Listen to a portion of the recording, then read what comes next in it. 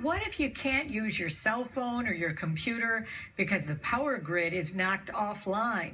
In tonight's special report, Luke Moretti looks at old school technology that could make a difference. Luke? Yeah, Jackie and Don, what if there's a telecommunications failure and the only means of getting through involves a series of dashes and dots?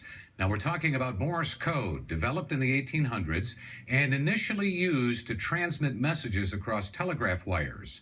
Could that be the answer? Imagine the Western New York region without electricity, a catastrophic loss of power, or worse, the North American power grid goes dark.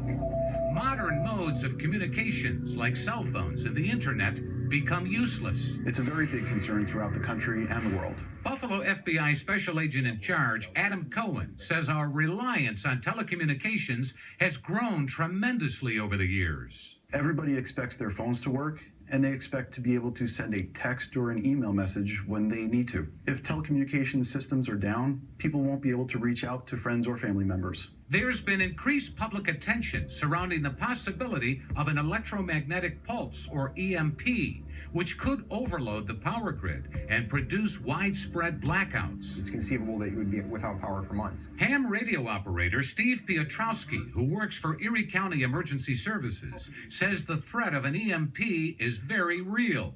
He says these bursts of energy could come from a high-altitude nuclear detonation or a massive solar storm.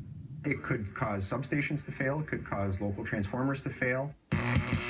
The power surge could cause lots of things in your house to fail or in commercial structures. It could be devastating. Cohen says a more realistic event could involve a cyber attack from a hostile nation state. Or by somebody doing hacking activity against telecommunications systems. So then what? If tried and true modes of communications fail because of a natural disaster or nuclear attack, what happens then? We can always go back to good old Morse code. In this case, a system of sending messages using long and short signals of sound which match letters and numbers. Think of it as text messaging, the old-fashioned way. Just dots and dashes. Tony Biscaglia is an accomplished international Morse code operator. From his Grand Island home, Biscaglia communicates with other radio operators from around the world. But instead of using his voice, he prefers dashes and dots, which he says could be ideal during a dire situation. It would probably take me a half an hour to take one of these radios out here, grab one of my battery packs that's in the garage that's all charged up, ready to go, put an antenna up and get the radio on the air. Biscaglia, along with Dick Stein and Mark Adams, are ham buddies and members of a local amateur radio club. They say Morse code is a useful alternative to voice transmissions during an emergency. For one, sending the signal doesn't require much power. With the amount of light you use to light up, your bathroom or your hallway at night, we're communicating all over the world, typically using Morse code. Morse code is kind of the mode of last resort. Erie County has a pre-established organization of amateur radio operators at its disposal. Steve Piotrowski says they bring a unique skill set to the table. Part of their hobby is building their own antennas, sometimes building their own radios, operating in less than optimal conditions. These are all the skills that we would need during a large-scale emergency. Amateur radio, which requires licensing by the Federal Communications Commission, can be a lot of fun for the hobbyist looking to connect around the globe. That's one thing.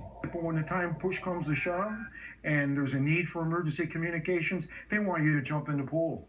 They don't want you sitting on the chaise lounge with a beer in your hand. According to the American Radio Relay League, there are over 741,000 active amateur radio licenses in the U.S. and around 3 million operators in the world. The political world goes away on amateur radio. They are pilots of the airwaves, there in good times and bad. We're friends, regardless of where we live or what our political thought process is. No boundaries. No boundaries. Doesn't exist. And while many hams use Morse code for fun, This is PA0ABM. this old school technology as a last resort could be the answer when normal communications fail. The old-fashioned types of communications, at least for some period of time, may be the only way to communicate. What's old is new again. We're going to be there with our radios, and we're going to be helping the local first responders to communicate when they're down. And it's happened over and over again. Well, for the most part, Morse code is used for fun these days. It's no longer a skill that's required to get a ham radio license. But if something catastrophic happens, it's good to know there are people out there who can still communicate using dashes and dots, especially if voice and digital technologies are no longer an option. You never know. You never know. I've been very worried about this. A lot of talk about the EMP, right. that kind of thing. But